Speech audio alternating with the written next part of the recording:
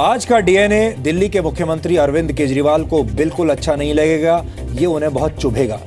लोकतंत्र में सरकारों की ये जिम्मेदारी होती है कि आम आदमी के पैसे का दुरुपयोग ना हो, लेकिन जब सरकार आम आदमी के पैसे से अपनी राजनीतिक पार्टी का प्रचार करती है तो इसे नैतिक भ्रष्टाचार माना जाता है। ऐसे ही एक नैतिक भ्रष्टाचार का मामला आज हम आपको विस्तार से बताना चाहते हैं और हमें आपको ये बताते हुए बेहद दुख हो रहा है कि नैतिक भ्रष्टाचार का ये घोटाला दिल्ली की उस सरकार से जुड़ा हुआ है जो आम आदमी के नाम पर बनी थी। हम दिल्ली की आम आदमी पार्टी की सरकार की बात कर रहे हैं, जिस पर विज्ञापन घोटाले के गंभीर आरोप लगे हैं और इन आरोपों की जांच अब सीबीआई ने शुरू कर दी है। इस घोटाले में सीधे सीधे दिल्ली के उप मुख्यमंत्री मनीष सिसोदिया पर सवाल उठे हैं। हम आपको विस्तार से इस घोटाले के बारे में आज बताएंगे। हमारे पास इस घोटाले से जुड़े हुए बहुत सारे दस्तावेज हैं जिन्हें हम आपको आज दिखाएंगे, लेकिन सबसे पहले आप ये समझिए कि ये घोटाला क्या है। इसको आप ये भी कह सकते हैं कि ये फेसबुक पर लाइक्स और ट्विटर पर रीट्वीट्स और सोशल मीडिया पर क्लिक्स का घोटाला है। आरोप है कि दिल्ली की आम आदमी पार्टी की सरकार ने अपना राजनीतिक प्रभाव और कद दूसरे राज्यों में बढ़ाने के लिए दिल्ली के टैक्स पेयर्स के पैसे का दुरुपयोग किया। यह घोटाला पिछले वर्ष जुलाई में उस वक्त हुआ था जब दिल्ली सरकार ने डिजिटल मीडिया पर एक पब्लिसिटी कैंपेन शुरू किया था और इस कैंपेन का नाम था टॉक टू एके। यहां एके का मतलब है अरविंद केजरीवाल। हमारे पास आज जो दस्तावेज मौजूद हैं उनके मुताबिक दिल्ली सरकार ने इस विज्ञापन अभियान में 1 करोड़ 5 लाख रुपए खर्च किए और यह विज्ञापन फेसबुक, यूट्यूब और गूगल पर दिए गए थे। अब आपका पहला सवाल यह होगा कि आखिर इस विज्ञापन में गलत क्या है। अगर कोई सरकार सोशल मीडिया के इन प्लेटफॉर्म्स पर अपना विज्ञापन देती है तो इसमें क्या खराबी हो सकती है? आपका सवाल बिल्कुल जायज है, लेकिन इस पूरे विज्ञापन में सवाल सरकार की नीयत का था, क्योंकि दिल्ली सरकार ने यह विज्ञापन दिल्ली, गोवा, पंजाब, हिमाचल प्रदेश और गुजरात में 18 वर्ष की उम्र से ज्यादा के लोगों को टारगेट करके दिया था। फेसबुक की भाषा में इसे टारगेट ऑडियंस कहा जाता है, यानी दिल्ली सरकार ने इन राज्यों में रहने वाले 18 वर्ष से ज्यादा उम्र के लोगों को टारगेट ऑडियंस बनाते हुए यह विज्ञापन दिया। इसका मतलब है पैसा दिल्ली के लोगों का था और विज्ञापन का निशाना गोवा, पंजाब, हिमाचल प्रदेश और गुजरात के लोगों पर था। अगर आप राजनीति में जरा सी भी दिलचस्पी रखते हैं तो आपको यह पता ही होगा कि गोवा और पंजाब में 4 फरवरी को चुनाव होने वाले हैं और इन दोनों राज्यों में आम आदमी पार्टी चुनाव लड़ रही है। अब आपको यह भी समझ में आ गया होगा कि आम आदमी पार्टी अरविंद केजरीवाल के टॉक टू एके नाम के कैंपेन में 18 वर्ष से ज्यादा के लोगों को ही टारगेट क्यों कर रही थी, क्योंकि हमारे देश में 18 साल से ज्यादा की उम्र के लोग ही वोट दे सकते हैं, यानी यही पोटेंशियल वोटर हैं। आप ये भी कह सकते हैं कि आम आदमी पार्टी दिल्ली के लोगों के पैसे से गोवा और पंजाब में वोट बटोरने की कोशिश कर रही थी। यहां पर ध्यान देने वाली बात यह भी है कि इस कैंपेन में उत्तर प्रदेश को शामिल नहीं किया गया। अब आप सोचिए कि इस कैंपेन में जब इतने सारे राज्य हैं तो फिर उत्तर प्रदेश क्यों नहीं है? इसका जवाब यह है क्योंकि उत्तर प्रदेश में आम आदमी पार्टी चुनाव नहीं लड़ रही है, इसलिए वहां के लोगों तक पहुंचकर इस पार्टी को कोई फायदा नहीं होता। इसी वर्ष हिमाचल प्रदेश और गुजरात में भी विधानसभा चुनाव होने वाले हैं और आम आदमी पार्टी इन दोनों ही राज्यों पर नजर लगाए बैठी है। वो इन दोनों राज्यों से चुनाव लड़ना चाहती है और आम आदमी पार्टी की नजर इन दोनों राज्यों के वोटर्स पर है। इसलिए फेसबुक पर चलाए गए विज्ञापन अभियान में इन दोनों राज्यों के 18 साल से ज्यादा उम्र के लोगों को भी टारगेट किया गया था ताकि चुनावी फायदा लिया जा सके। DIP यानी directorate of information and publicity के एक नोट के मुताबिक 17 जुलाई 2016 को होने वाले टॉक टू एके इवेंट के लिए 2 हिस्सों में कैंपेन चलाने की बात थी। पहला कैंपेन इवेंट से पहले यानी 8 से 17 जुलाई 2016 तक होना था और दूसरा कैंपेन इस इवेंट के खत्म हो जाने के बाद यानी 17 से 23 जुलाई 2016 तक तय किया गया था। इस कैंपेन के जरिए फेसबुक, गूगल, यूट्यूब जैसे सोशल प्लेटफॉर्म के जरिए 3 करोड़ लोगों तक पहुंचने का लक्ष्य रखा गया था। फेसबुक कैंपेन को दिल्ली के अलावा पंजाब, गोवा और गुजरात में लॉन्च करने की बात लिखी हुई है, जबकि पोस्ट इवेंट कैंपेन को गूगल, यूट्यूब और फेसबुक के जरिए देश भर में प्रचारित करने की बात दर्ज है। दिल्ली सरकार के इस नोट के मुताबिक परफेक्ट रिलेशंस नाम की एक पीआर एजेंसी को दिल्ली के उप मुख्यमंत्री मनीष सिसोदिया की तरफ से यह अभियान शुरू करने के लिए कहा गया, यानी ये ठेका यानी कॉन्ट्रैक्ट इस कंपनी को दिया गया ताकि डिजिटल मीडिया में इस इवेंट को लोकप्रिय बनाया जा सके। परफेक्ट रिलेशंस ने इस पूरे कैंपेन का खर्च 1,58,75,000 रुपए तय किया। हालांकि इस लागत को बाद में घटाकर 1,05,00,000 रुपए कर दिया गया था। 8 से 17 जुलाई के बीच फेसबुक पर CPC on boost posts, website promotion ads और डिस्प्ले एड्स के लिए 6 लाख रुपए प्रतिदिन के हिसाब से, जी हां 6 लाख रुपए प्रतिदिन के हिसाब से 60 लाख रुपए की लागत तय की गई। यहां आपको बता दें कि फेसबुक की भाषा में सीपीसी का मतलब कॉस्ट पर क्लिक होता है और इस केस में, यानी जिसकी हम बात कर रहे हैं, इस केस में 3 से 6 रुपए पर क्लिक की कॉस्ट तय की गई थी, यानी हर एक क्लिक की जो लागत आएगी वो 3 से 6 रुपए आएगी। इसमें 1,80,00,000 लोगों तक पहुंचने का एस्टिमेट तय किया गया था। इसके अलावा यूट्यूब के जरिए पूरे भारत में 20 लाख लोगों तक पहुंचने का लक्ष्य रखा गया था और इसमें 3 दिन का खर्च था 25 लाख रुपए। इसी तरह से गूगल पर 40 लाख लोगों तक पहुंचने का लक्ष्य रखा गया था और इस पर सिर्फ 3 दिन में 20 लाख रुपए खर्च करने का एस्टिमेट था। इसी तरह से टॉक टू AK कार्यक्रम के बाद 18 जुलाई से 23 जुलाई तक फेसबुक के जरिए 1 हफ्ते का कैंपेन और रखा गया था और इसका खर्च था 20 लाख रुपए। यानी दिल्ली के टैक्स पेयर के पैसे से अरविंद केजरीवाल अपनी राजनीतिक दुकान सजा रहे थे और एक तरह से टॉक टू AK कार्यक्रम के जरिए सोशल मीडिया पर राजनीतिक रैलियां भी कर रहे थे, एक तरीके से चुनाव प्रचार कर रहे थे। हमारे पास इस घोटाले से जुड़े हुए आज बहुत सारे दस्तावेज आए हैं जिन्हें आज हमने दिन भर पढ़ा है और उनमें से कुछ दस्तावेज आज मैं आपको पढ़कर सुनाना चाहता हूं। ये सारे दस्तावेज यहां पर रखे हुए हैं, मैं आपको आज दिखाना चाहता हूं उन दस्तावेजों को। ये देखिए, directorate of information and publicity, government of NCT of Delhi, proposal for talk to AK, Shri Arvind Kejriwal, उसके बारे में लिखा है, साफ साफ लिखा हुआ है, campaign on Facebook will be launched in Delhi, Goa, Punjab, Himachal and Gujarat. The campaign will launch through YouTube and Google display and Facebook post event in pan India. यानी ये बाद में पूरा पैन इंडिया कैंपेन होगा। अब देखिए डिटेल्स यहां पर लिखी हुई हैं। प्री इवेंट 8 से 17 जुलाई 2016 फेसबुक पर। टारगेट ऑडियंस में यहां लिखा है, देखिए टारगेट ऑडियंस 18 साल से ज्यादा, 18+ पीपल इन दिल्ली, गोवा, पंजाब, हिमाचल प्रदेश, गुजरात। आगे देखिए YouTube, target audience 18+ people pan India. Google, target audience 18+ people pan India. यहां पर यह लिखा है और जो एस्टिमेटेड कॉस्ट है वो भी लिखी है। यहां पर है फेसबुक पर 3 से 6 रुपए पर क्लिक, यूट्यूब पर लिखा है, वहां का उनका रेट दिया हुआ है जिसमें 3 दिन में 25 लाख रुपए खर्च करने हैं और गूगल पर लिखा है ₹2 पर क्लिक, जिसमें 3 दिन में 20 लाख रुपए खर्च किए जाएंगे। इसका ब्रेकअप पूरा यहां पर आप देख सकते हैं। ये देखिए प्रपोज्ड बजट जो मैं आपको दिखा रहा हूं। फेसबुक बजट लिखा है 60 lakh, YouTube 25 lakh, Google display ad network 20 lakh और उसके बाद एस्टिमेटेड रीच यहां पर लिखी है।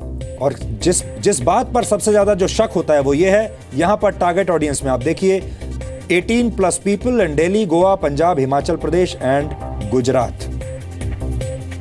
अब आगे देखिए, इसमें लिखा है this proposal being at commercial rate needs approval and concurrence of finance department. यानी इसमें फाइनेंस डिपार्टमेंट का अप्रूवल जरूरी है।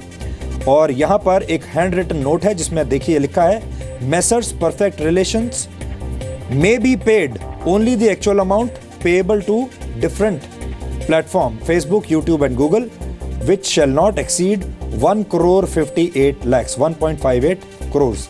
ये यहाँ पर एक नीचे साइन है जो कि ऐसा लगता है कि शायद मनीष सिसोदिया के साइन है, जिसमें लिखा हुआ है और कहा गया है कि इसको तुरंत भुगतान कर दिया जाए। दिल्ली के तत्कालीन लेफ्टिनेंट गवर्नर नजीब जंग ने इस पूरे मामले में सीबीआई को जांच करने के लिए कहा था, जिसके बाद सीबीआई ने इस कथित विज्ञापन घोटाले में एक पीई यानी प्रिलिमिनरी इंक्वायरी दर्ज करके मामले की जांच शुरू कर दी। पीई दर्ज करने के बाद सीबीआई ने अगले ही दिन दिल्ली सचिवालय पहुंचकर इससे जुड़ी फाइलों को इकट्ठा करना शुरू कर दिया है। अब स्थिति यह है कि अगर सीबीआई को इस घोटाले के पुख्ता सबूत मिलते हैं तो वो इस मामले में बाकायदा एक एफआईआर दर्ज करके कई दिल्ली सरकार से जुड़े कई नेताओं और अधिकारियों से भी पूछताछ कर सकती है। अपनी इन्वेस्टिगेशन के दौरान हमें बहुत महत्वपूर्ण कागजात मिले हैं। हमारे पास आज जो दस्तावेज हैं उनके मुताबिक 11 जुलाई 2016 को दिल्ली सरकार के ही वित्त विभाग ने दिल्ली के उप मुख्यमंत्री मनीष सिसोदिया से यह पूछा था कि इस विज्ञापन के रेट किस आधार पर तय किए गए हैं। दिल्ली सरकार के वित्त विभाग ने यह भी पूछा कि इस विज्ञापन अभियान के लिए टेंडर की प्रक्रिया क्यों नहीं अपनाई जा सकती। यहां आपको बता दें कि जब इतने बड़े कॉन्ट्रैक्ट्स किसी को दिए जाते हैं तो उनमें पहले टेंडर जारी करना होता है और वो बिल्कुल ट्रांसपेरेंट होना चाहिए, लेकिन इस मामले में कोई भी टेंडर नहीं निकाला गया और यही वित्त विभाग ने पूछा भी कि इसमें टेंडर जारी क्यों नहीं किया गया। लेकिन अगले ही दिन यानी 12 जुलाई को मनीष सिसोदिया की तरफ से वित्त विभाग को एक ईमेल लिखा गया, जिसके बाद 5 मिनट के अंदर ही ये पूरा की पूरा प्रस्ताव अप्रूव हो गया, इसे स्वीकार कर लिया गया। इस मेल में लिखा गया था कि मुख्यमंत्री के इस कार्यक्रम के लिए बहुत कम यानी सीमित वक्त बचा है, इसलिए इस प्रस्ताव को स्वीकार किया जाता है। साथ ही सूचना और प्रसार विभाग निदेशालय को ये निर्देश दिए जाते हैं कि भविष्य में वित्त विभाग के ऑब्जर्वेशन को ध्यान में रखा जाए, यानी इस बार इसे ऐसे ही पास कर दिया जाए, आगे भविष्य में हम इसका ध्यान रखेंगे। यानी वित्त विभाग की आपत्ति और सलाह को नजरअंदाज करते हुए यह फैसला लिया गया था। यह अपने आप में एक गंभीर बात है और इसमें पारदर्शिता की बेहद कमी नजर आती है। अब मैं आपको बताता हूं, ये देखिए, ये C Arvind secretary to deputy chief minister यानी मनीष सिसोदिया के जो सेक्रेटरी हैं उनकी तरफ से एक चिट्ठी लिखी गई है फाइनेंस डिपार्टमेंट को, जिसमें साफ साफ लिखा है, considering the limited time available before the programme of honourable CM, the proposal of DIP is approved. DIP should follow FD's observations in future. यानी बाद में आप इनको आगे के मामले में देख सकते हैं।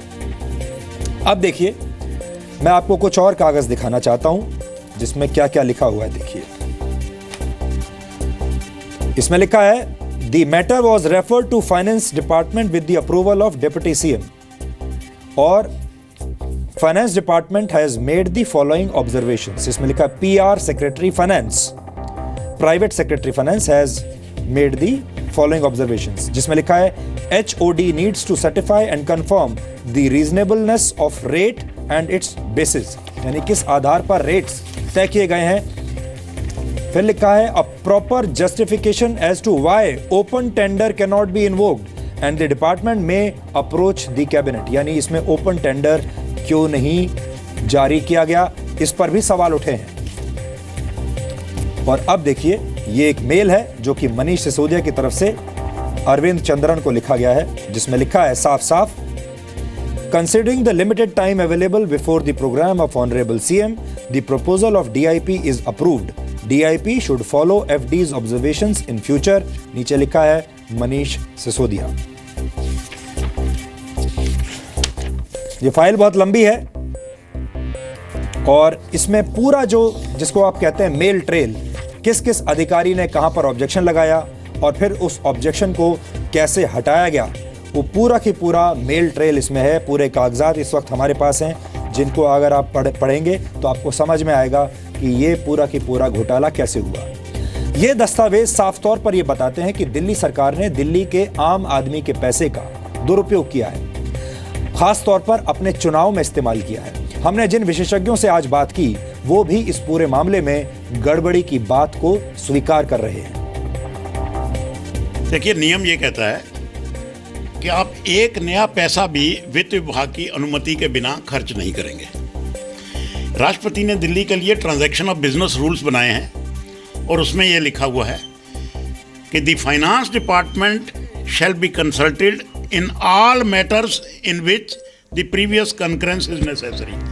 मतलब आप वित्त विभाग की अनुमति के बिना तो एक नया पैसा भी नहीं खर्च कर सकते।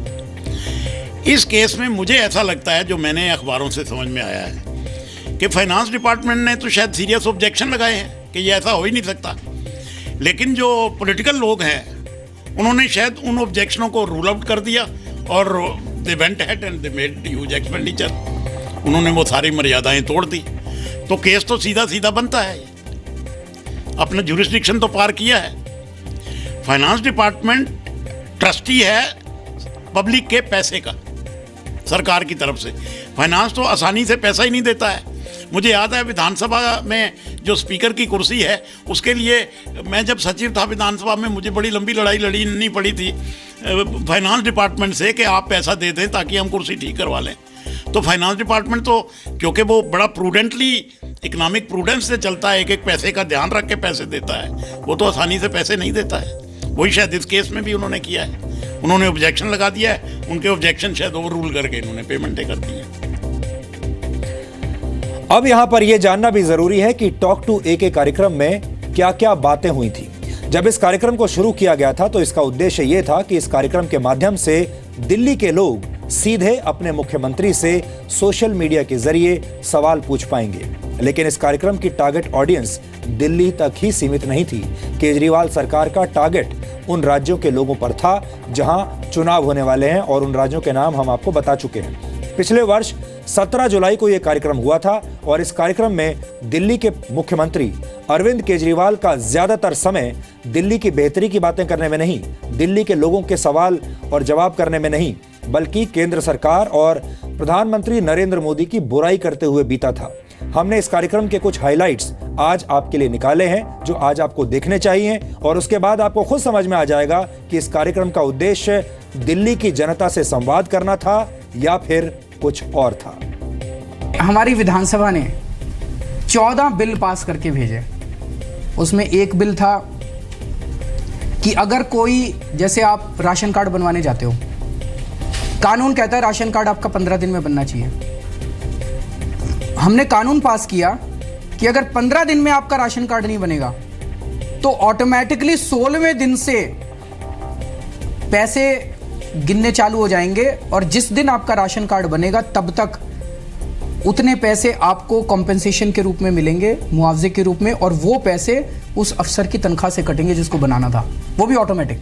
अगर ये कानून हम पास कर दें और हर जितनी राशन कार्ड बनाना, लाइसेंस बनाना, ये करना वो करना, सारे कामों की टाइम लिमिट फिक्स कर दें, आप सोचो करप्शन कितना कम हो सकता है। ये कानून हमारी विधानसभा ने पास करके भेजा। तो ये केंद्र सरकार में 8 महीने से ये कानून पेंडिंग पड़ा हुआ है। जन लोकपाल बिल याद है, वो रामलीला मैदान वाला, 8 महीने से भेजा हुआ हमने सेंट्रल गवर्नमेंट को, वो अभी तक पास नहीं हुआ। 14 हमारे बिल हमने भेजे हुए हैं, हमने कानून पास करके, केंद्र सरकार उस पर कुछ नहीं कर रही है। तो जैसे हम कोई भी पॉलिसी बनाते हैं, हम अखबारों में छापते हैं, हम जनता से पूछते हैं भाई आपको क्या कहना है इसके ऊपर, जनता के विचार आते हैं और उसके बाद हम करते हैं। इन्होंने 11 ऑफिसर ट्रांसफर कर दिए। जो ऑफिसर दिल्ली में सीसीटीवी कैमरे लगाने की जिसकी जिम्मेदारी थी और वो कर रहा था, बड़ा अच्छा काम कर रहा था, उसको ट्रांसफर कर दिया। मेरे ऑफिस में जो ऑफिसर काम कर रही थी उसको ट्रांसफर कर दिया। तो आपका मकसद तो दिल्ली सरकार को ठप करने का है। फिर भी हम काम करेंगे। इतने काम किए मैंने आज गिनाए, अभी भी करेंगे। बाहर से एडवर्टाइजमेंट देके ले आएंगे अफसरों को। आपको याद है जब हमारी 49 दिन की सरकार आई थी, पूरे दिल्ली के अंदर बंद हो गया था एकदम करप्शन। सारे लोग कहते थे बिल्कुल खत्म हो गया था करप्शन, और उसके बाद जैसे ही हमारी सरकार गिरी फिर से करप्शन चालू हो गया। अब जब इस मामले में सीबीआई ने जांच शुरू कर दी है तो दिल्ली सरकार बदले की भावना से काम करने का आरोप लगा रही है।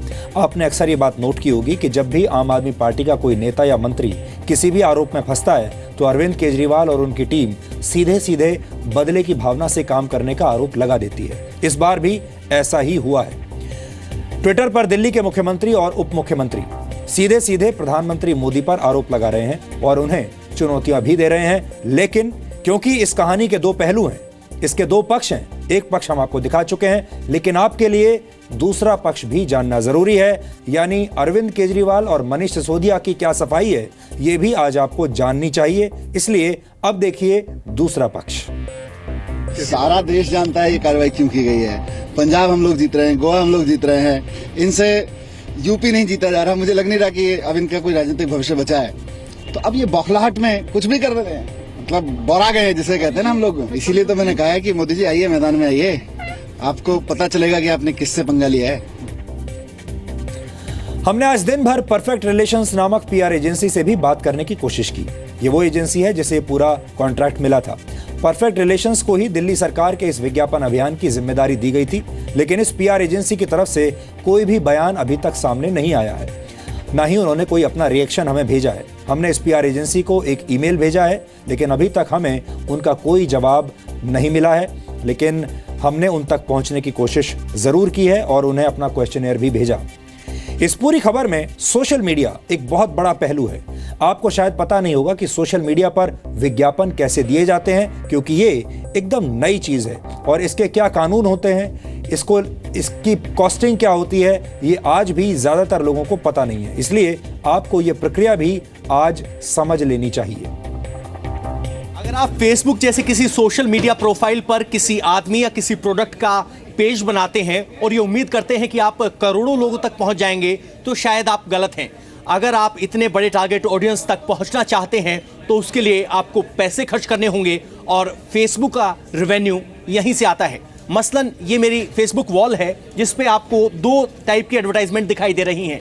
साइड में आपको दो ऐड दिखाई दे रही होंगी, एक ऐड एक न्यूज़पेपर की है और दूसरी ऐड एक प्रोडक्ट की है। ये बैनर ऐड कहलाती हैं। इसके नीचे भी एक्शन दिया गया है कि आप यहाँ क्लिक करेंगे तो ये क्लिकेबल ऐड है और हर इस तरह की ऐड के लिए पैसे वसूले जाते हैं। अगर किसी ऐड पर ज़्यादा क्लिक आते हैं तो कॉस्ट पर क्लिक कम हो जाएगा और अगर क्लिक नहीं आते हैं तो कॉस्ट पर क्लिक कहीं ज़्यादा होगा। ये मेरा पेज है जो मैंने अभी क्लिक किया है, पवन नारा जर्नलिस्ट। लेकिन ऐसा नहीं है कि जो मैं लिखूं वो बहुत सारे लोगों को पहुंचे। अगर मान लीजिए मैं यहाँ कुछ लिखता हूं तो मुझे प्रमोट करना पड़ेगा इस पेज को। फिलहाल कहा जा रहा है कि अपने पेज को आप 138 रुपये में बूस्ट कर सकते हैं।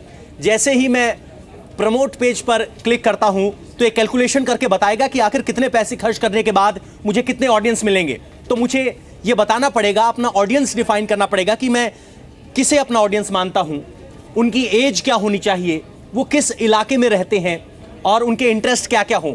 जब ये सब मैं बता दूंगा तो मुझे यहाँ पर रेट बताया जाएगा।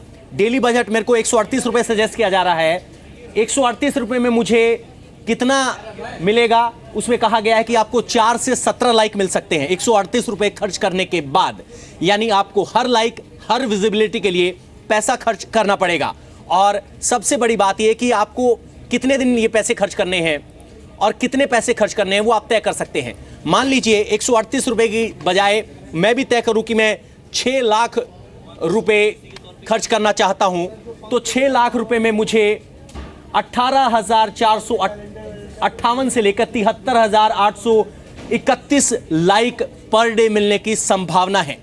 यानी पैसा खर्चिए, लाइक बढ़ाइए। लेकिन इसमें सबसे बड़ी बात यह है कि मान लीजिए किसी और मीडियम पे आप एडवर्टाइजमेंट करते हैं तो वो ब्लैंक एडवर्टाइजमेंट होती है, आपको नहीं पता कि वो कौन एडवर्टाइजमेंट देख रहा है। लेकिन सोशल मीडिया ऐड की खासियत ये है कि आप ये जान सकते हैं कि कौन देख रहा है, उसकी उम्र क्या है, वो रहता कहाँ है और उसके इंटरेस्ट क्या क्या हैं। कहा जा सकता है कि social media advertising laser guided missile की तरह सीधे वहां हमला करती है जहां हम चाहते हैं कि वो हमला करे। सीबीआई अब इस मामले की जांच कर रही है। यहां पर हम ये तो नहीं कह सकते कि सीबीआई किस हद तक इसमें आगे जाएगी, सीबीआई आगे जाकर क्या कार्रवाई करेगी। लेकिन आज जब ये तमाम दस्तावेज हमारे पास आए और हमने इन तमाम दस्तावेजों को पढ़ा, जब हमारी आंखों के सामने ये आए, तो हमें 2-3 बातें हमारे सामने स्पष्ट हो गई जो हमें लगा कि वो आप तक पहुंचानी जरूरी है। इसमें सबसे बड़ी बात यह है कि दिल्ली की सरकार को, दिल्ली की चुनी हुई सरकार को दिल्ली के बारे में सोचना चाहिए। इस तरह के कार्यक्रम करने में कोई बुराई नहीं है, लेकिन उनका जो ध्येय होना चाहिए वो दिल्ली के लोगों की भलाई होना चाहिए। दिल्ली के लोगों के लिए क्या नई योजनाएं आ रही हैं और दिल्ली के लोगों के साथ संवाद होना चाहिए। लेकिन यहाँ पर जो मिलावट हुई है वो मिलावट यहाँ पर हुई है जब दिल्ली की सरकार ये कहती है कि नहीं, उन्हें दिल्ली के अलावा गोवा, पंजाब, हिमाचल प्रदेश और गुजरात के 18 साल से ऊपर के लोगों तक पहुंचना है। दूसरी बात यह है कि दिल्ली के टैक्स पेयर्स का पैसा लेकर दिल्ली के मुख्यमंत्री को बाकी के देश में अपना प्रचार करने की क्या जरूरत है। और तीसरी बात यह है कि जब इस पूरे कैंपेन को लेकर दिल्ली की सरकार के ही अलग अलग विभाग और फाइनेंस डिपार्टमेंट अगर सवाल पूछ रहे हैं और अगर वो ये कह रहे हैं कि इसमें सही प्रक्रिया को फॉलो नहीं किया जा रहा है, तो फिर मुख्यमंत्री या उप मुख्यमंत्री उसको जबरदस्ती उस कॉन्ट्रैक्ट को पास कराने में क्यों लगे हुए हैं? इस बात से यह पता चलता है कि कहीं ना कहीं इस पूरे कॉन्ट्रैक्ट में और इसकी मंशा में कोई ना कोई मिलावट जरूर है। यह सोशल मीडिया का जमाना है, यह लाइक्स और रीट्वीट्स का जमाना है और जमाना आजकल बड़ा खराब है। आपको पता भी नहीं चलेगा कि कब किसी नेता ने आपकी जेब से पैसे निकालकर अपने और अपनी पार्टी के लिए लाइक्स और रीट्वीट्स का सौदा कर लिया और आपके जेब से पैसा निकालकर उसने कब दूसरे राज्यों में अपना चुनाव प्रचार मुफ्त में करवा लिया। और इस केस में भी ऐसा ही हुआ है। हम लीगली नहीं कह सकते कानून की भाषा में से क्या कहा जाएगा, लेकिन ये नैतिक भ्रष्टाचार जरूर है।